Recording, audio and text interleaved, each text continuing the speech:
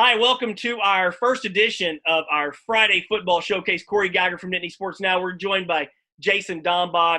JD's going to join us every Friday on this show. I'm really looking forward to it. We're going to have a lot of fun here talking Penn State football, college football in general, and the NFL. JD, I appreciate you joining us, man. How have you enjoyed football so far with the rest of the country playing before Penn State getting involved? Well, man, first of all, this is exciting. I'm thrilled to be doing this with you every Friday. Always enjoyable to chat football and many other topics. We've always talked about doing like a TV show or radio show together, and it takes a pandemic to finally get this going after 20 years. This is the way the world's doing everything.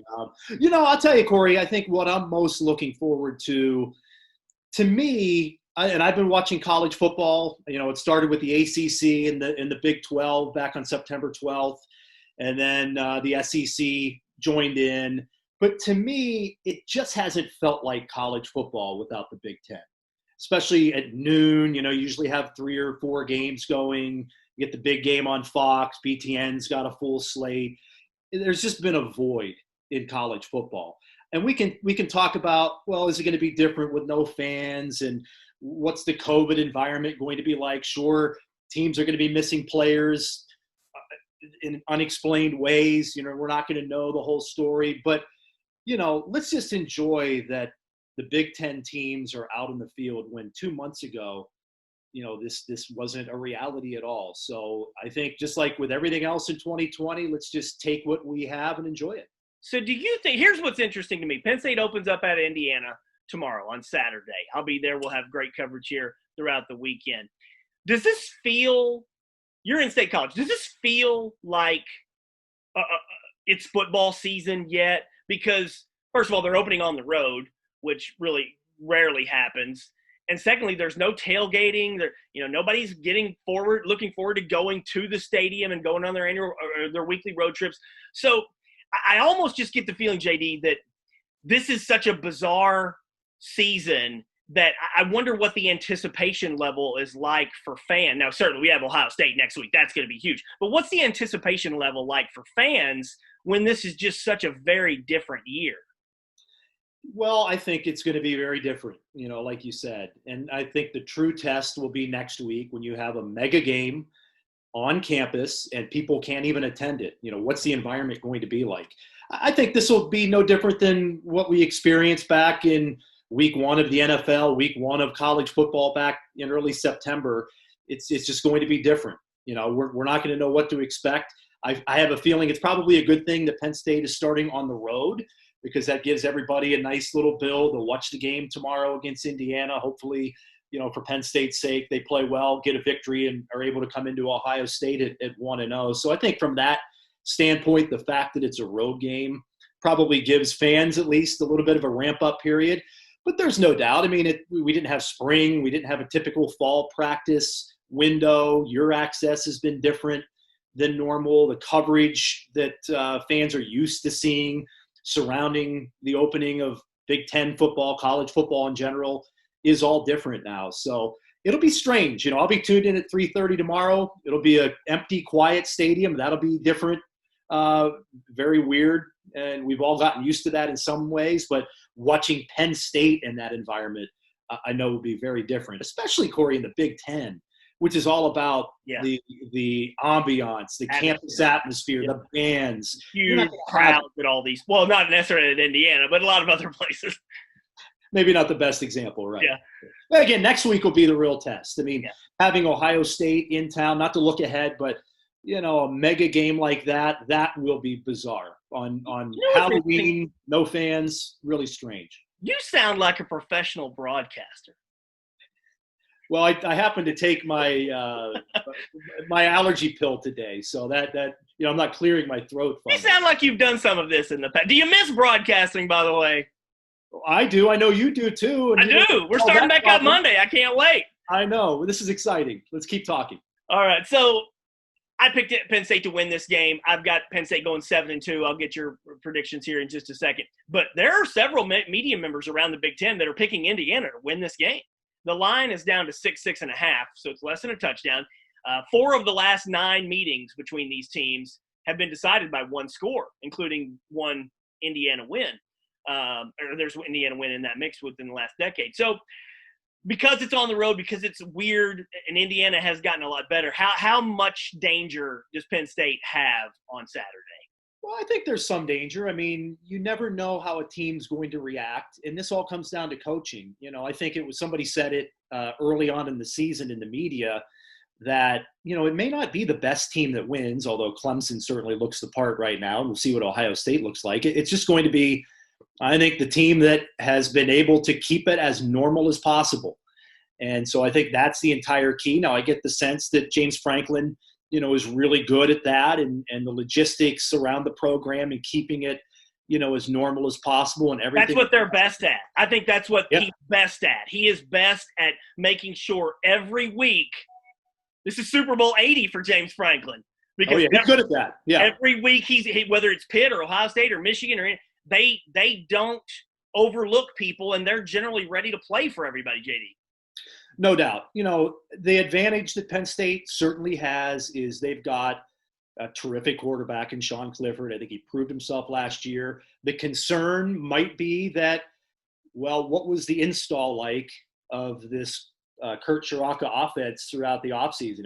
This is not a great year to have a new, offensive coordinator in the fold. But you do have a veteran quarterback. He's the guy that's actually stepping out onto the field. I know there are a lot of question marks at wide receiver. Running back seems to be deep, even without Journey Brown. But I still have to think Penn State's going to be just fine in this game. I think with Clifford at quarterback, just the way they go about their business, certainly the schedule. And Indiana, you're right, is a much improved program. Credit to them. I don't know what you would call the height of Indiana football, but they're very competitive and have been for a number of years. So credit to them. We just don't know. But the things we do know, they've got, an all Big Ten caliber quarterback in Sean Clifford. And I think that's going to mean a lot. I'm going 34-23 Penn State, 34-23. I didn't ask you yet to give your score prediction, so you can kind of bounce that around in your head. But I've got Penn State going 7-2 with a loss next week to Ohio State. I'm predicting a loss at Michigan on the road here down the road. So 7-2. If they could go 8-1, they could be in line for a college football playoff berth as long as that Ohio State, if they lose to Ohio State and it's a good game. So I got 72 and my score 7-2, and my score for tomorrow, JD, is 34-23. How do you see it playing out in Indiana? I actually feel comfortable with Penn State winning handily. Now, again, I don't think it's going to be a pushover. I think it's going to be slow going.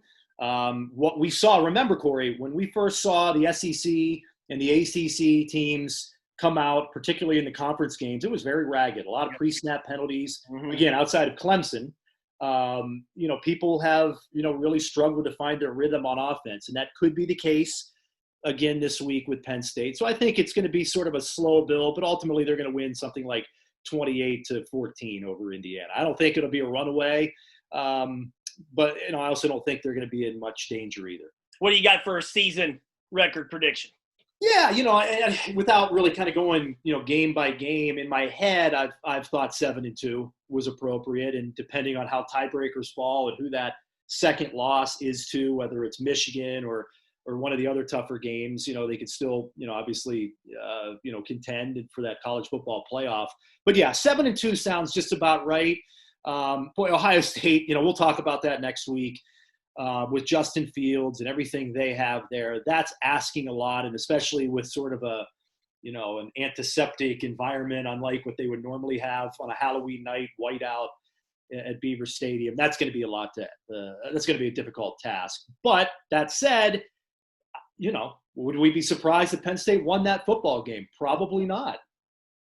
Not at home. I mean, they've always played them at home. It's a disadvantage that they won't have the whiteout, but we'll talk about that next week. By the way, we have a great read on our site. We surveyed the media members around the state. We have 21 picks. 11 people picked Penn State to go 8-1. 10 people picked them to go 7-2, so it was really close. Nobody picked 9-0. Nobody picked 6-3. Go read that for some really good analysis from all the great Penn State beat writers. All right, what we're gonna do every week, we're gonna talk some Penn State and Big Ten. We're also gonna talk the state of college football around the rest of the country and some NFL. So I do want to ask you, JD, about Pitt next, because Pitt got off to a good start. They were feeling good about themselves with a 3-0 start, being in the top 25, and things really have kind of fallen in a hurry. What do you see? You've been a Pitt fan your entire life. What do you see as the main issues over the last few weeks? Well, number one, again, we've learned that in college football, you need to score points to win games. Pitt has a very good defense. I mean, one of the best defenses in the country, one of the best defenses they've had. Yet, over the last 3 weeks, Corey, they've allowed 30 points a game. And I would say they've been dominant in spells. Now, they've given up big plays, and that's really been their downfall. But they're a punishing, really good defense. But again, it's really got me, and I think a lot of people who followed Pitt for a long time, questioning the way that Pat Narduzzi has built the program. I mean, he wanted to build a defensive-oriented program like they had at Michigan State that worked in the Big Ten against pretty much everybody except Ohio State. He has finally done that, but if you can't score more than 30 points, if you have receivers dropping balls, if you have no running game, Kenny Pickett's been pretty good at quarterback, but their offense has no flow, no rhythm whatsoever. So you can build a defensive program, play well, but you still better score 30-plus points a game, and that is really what has happened to this program. What happened to the running game? Pitt forever has been able to run the ball. These guys going to the NFL. What's happened there? Mark Whipple hasn't committed to it. And there's a lot of question marks about Mark Whipple, who, again, is a veteran coach. He's been a quarterback coach, a head coach, national champion at UMass. I mean, he's a respected mind. And when he was hired, he seemed like the perfect fit for the program. Because if you remember the 2016 team that beat Penn State and had James Conner and Nathan Peterman, Matt Canada was the offensive coordinator, and they did a lot of misdirection. They did a lot of bubble screen. I mean, but the real key was that they had James Conner. 2 years later, under Sean Watson, they had Kadri Allison and Darren Hall, a real good running game, a good offensive line. Their offensive line is not good enough. The play calling hasn't been good enough. And the talent in the backfield is not there. So it's really a bad combination. But I would say more than anything, because Kenny Pickett, now he was hurt last week. We don't know yet about the Notre Dame game this weekend. He's been fine. I mean, I've been very impressed by him. He looks the part. But without the help of a good running game and without quality receiving, I mean, they've led the nation in drops for 3 years in a row. It's self-inflicted wounds that continue to hurt this program. All right, we're going to switch gears, go to a little national college football. Clemson last week beat Georgia Tech 186 to -40. I mean, it was just ridiculous. I think it was like that was payback for the game that remember Georgia Tech beat Cumberland 222. Yeah, that's right, the all-time record. I think it was like 73-7 last week. I'm joking a little bit. Clemson's favored by 46 points over Syracuse. 46 points over a power conference team in your own power school in your own conference. But man, they have been phenomenal. To me, yeah. Trevor Lawrence is clearly the front runner for the Heisman right now. What have you seen out of Clemson? Domination. And again, you talk about who are the teams that are going to be successful in this college football season. It's going to be the teams with the best coaching, the best quarterbacks, and the most stability. And that's Clemson for you. I mean, they had an all-world quarterback. I mean, they've got Travis Etienne at running back. So you have the number 1 and 2 Heisman front runners right now, which is crazy. An always dominating defense. They just roll people in and out of that line. I mean, they lose guys to the NFL. They lost T. Higgins to the NFL last year. They lost, more defensive players, and they just reload and reboot. But Trevor Lawrence has been so good, Corey. I mean, I'm trying to think back to a quarterback that has been this good. I mean, NFL scouts will compare him, he's the best quarterback to come along since Andrew Luck. Right. But, Andrew Luck was a very good college quarterback, but he wasn't as productive as Trevor Lawrence. Joe Burrow had the best season in the history of college football last year, but he wasn't. I mean, he may end up being a great pro, but I don't know that people even view him in the way that they view a Trevor Lawrence. He had a great season, right? Yeah, I mean, he had a fantastic season. But you look at Trevor Lawrence from day one, when he stepped into the lineup a couple of years ago, he was running the offense for the number 1 team in the country, wins a national title. they've been number one in the country, or number two in the country every game he's played in his career. So you talk about a pressure environment, yet, man, he is so cool and just so good. And the thing that is impressive about him, people don't talk about, is his mobility. He's a very mobile quarterback for a guy at 6'5" that can stand back there and sling it. So I love watching Clemson. To me, Corey, I love seasons, whether it's football or college basketball or any sport where there is a dominant right. team that nobody can touch, because that, to me, makes for a great storyline. I like that. I like that too, because it gives everybody else a standard to hold up to. But a lot of people don't like that. A lot of people want parity and they want chaos and they want the top five moving in and out all the time. So that leads me into my next question about the SEC and Alabama. I like offense. I watched the Alabama Ole Miss game that was 63-40. Are they going to play any defense in the SEC, or is this just what we have in college football now? James Franklin talked about it this week. Everybody can score. This whole thing about holding people under 30 points is nothing anymore. You got to hold people under 40, really. But what is it about the SEC with LSU last year, the crazy LSU-Alabama game? Has that conference just given up on playing the elite defense that it had been known for? Well, I don't know if they've given up necessarily, but what you see is a total commitment to the offensive side of the ball. I mean, 5 years ago when Alabama and LSU would play, it would be like trying to move a rock. It would be 14-10, and yet we were still entertained by the defense. I think you just look at you had Joe Brady at LSU. Of course, he's moved on now. Now you've got Lane Kiffin and Mike Leach in there in the SEC. I think what you're seeing is just a philosophical shift of what we talked about, I think, at the beginning here, where you can have a great defense, but you still better be prepared to score 35-plus points to win in college football. So I think that's what we're seeing. But I have been shocked by how horrendous the defense in that conference has been. To watch LSU in that game they played against Mississippi State, where KJ Costello, who is a below-average quarterback, threw for 600 yards, that was baffling to me. It was. And Mississippi State hasn't really done anything since. No. So, the whole Mike Leach thing. We'll get into that later in the year, because I'm not a Mike Leach fan. I think he's a one-trick pony, and when it's working, fine. But we'll get into that later on. We'll talk NFL here before we go. Steelers-Titans, Steelers undefeated. Man, I thought the Steelers would be good. I thought Ben would be good. Undefeated, the way things are going right now, I mean, are we talking the Steelers as a legitimate Super Bowl front runner right now, or do they still have who else would be in front of them in terms of leading contender for the Super Bowl? Well, that's the thing. I mean, the AFC is stacked right now, Corey. I mean, I don't know if people believe in Tennessee or not. I mean, this is going to be a very telling game, I think, for both teams this weekend. You've got 2 games against Baltimore, including one next week on the road. Kansas City, certainly. Buffalo has, lost a couple of games in a row, but Josh Allen has taken his game to a new level. The AFC is so loaded. I mean, to expect the Steelers to continue to go undefeated, I think, is asking a lot.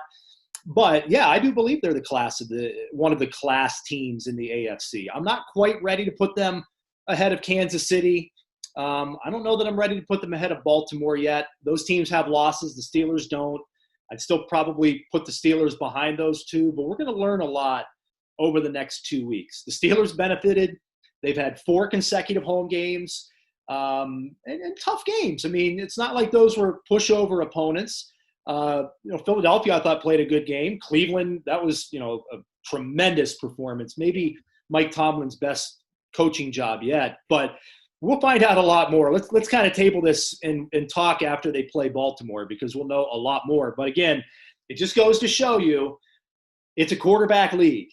And Ben Roethlisberger, I know there were a lot of doubters about his elbow. I think he's erased those. There's nobody talking about Mike Tomlin or Randy Fichtner's job. Those guys have done a great job this year. I mean, this team looks well coached, good game plans. They're using their weapons creatively, like Chase Claypool and others. And I still think there's another gear that they can find too, Corey. All right, I want to close with this, folks. Every Friday here on Nittany Sports Now, we're going to have some fantastic, unique content. There's a lot of Penn State coverage all over the state by some excellent journalists. what I want to try to do here on Friday is give you some things that you're not really getting anywhere else. Neil Riddell from the Altoona Mirror and I, we're going to have our point counterpoint columns run on the site every Friday. That's a agreement we have with the Altoona Mirror. They're going to run in the paper on Thursday and then on the sites on Friday. That's always good stuff. Nobody else does the point counterpoint. I'll have my college football betting picks. We'll have this video breakdown. But one of the things I'm really excited about is something JD is doing, and that's a Fantasy Football Friday. Go check what he wrote that's on the site right now, ranking the Big Ten teams with how their players have performed in fantasy football in the NFL. It's a tremendous idea, a lot of research. I love it. Those are the kinds of things, folks. I know you can get Penn State and Big Ten coverage anywhere. I want to give you some stuff that you're not getting anywhere. And JD's column today on fantasy football is just spectacular. So I want to applaud you for that. And as you were doing it, and I know you love your fantasy football, as you were doing it, did you learn anything, or was it surprising to you at all how the Big Ten teams stack up? Yeah, and I appreciate the opportunity to write some fantasy content for the site. And as you mentioned, Corey, it'll be every Friday, and it'll be mostly geared towards former Penn State players, Steelers, Big Ten content. But it was a lot of fun to put this together. When I was ranking the 14 Big Ten schools in terms of their fantasy football talent right now in the NFL, it was no surprise Ohio State, I think was the clear front runner with guys like Zeke Elliott and Michael Thomas, albeit, injured this year, and the depth that they have. Wisconsin with Russell Wilson. Penn State checked in at third. I think this is the high point that I can remember in my 20-plus years playing fantasy football in terms of Penn State offensive skill talent in the NFL. I mean, unfortunately, Saquon Barkley is hurt, and Chris Godwin has been banged up this year. Otherwise, I think Penn State would rank a little higher. But Allen Robinson is one of the top receivers in the NFL in fantasy football, leads the league in targets. So, Penn State holds its own. But I'll tell you, Corey, the most fascinating one for me was Michigan. Yeah, right. They are completely devoid of any offensive skill talent in the NFL, with the exception, of course, at quarterback. I'm looking up. Were they 8th, 9th? 8th. Eighth in the Michigan is 8th in the Big Ten of the Big Ten teams in terms of NFL fantasy production offensively. That is pretty wild. And really, their only guy of note that you can start weekly in fantasy football is a player who hasn't played in the Big Ten since 1999, and that's Tom Brady. Yeah, so, right. A 6th-round pick. Yeah, so that was a surprise. And as I pointed out in the column, not only does Michigan not have anybody from the Jim Harbaugh era on offense that is really of note in the NFL at a skill position, but you can really even go back and include Brady Hoke and Rich Rodriguez too, because they haven't produced really anybody at that level. Maryland was a bit of a surprise. They checked in fairly high on the list, mostly because they've got 2 high-end fantasy starting wide receivers in DJ Moore in Carolina. They've recruited well. Maryland has had some pretty good skill position play. They just don't have complete football teams, really. That's true, yeah. But at the wide receiver position, Stephon Diggs and DJ Moore, they're guys that if you play fantasy football and you have them on your roster, you just set it and forget it. And Illinois, really woeful. I mean, they haven't been a good program for a long time, as we know. But they have not had a fantasy-relevant player in the NFL. You would have to go back 10 years to Rashard Mendenhall. I know. When he was the starting running back with the Steelers. So it was a fun exercise. Hopefully people get a kick out of that. People love lists, and so we rank them 1 to 14 on the site. The fantasy talent among all of the Big Ten schools. Well, you checked all the boxes. You checked Penn State, you checked Big Ten, you checked NFL, and you checked fantasy football. It's a great read. I give JD a lot of credit for coming up with that idea. So that was really good. And that's going to wrap up our first week on the show. I appreciate Jason Dambach for doing this. We're going to do this every week. Some Penn State and Big Ten, some other college football, some national stuff. I'm just looking forward to hanging out with you for 15 or 20 minutes every week. I love it. Can't wait to do it. And big one next week, we'll be talking about Penn State, Ohio State. Hopefully they come into it 1-0. All right. Thanks, buddy. Thanks to everybody for tuning in. We'll see you later on.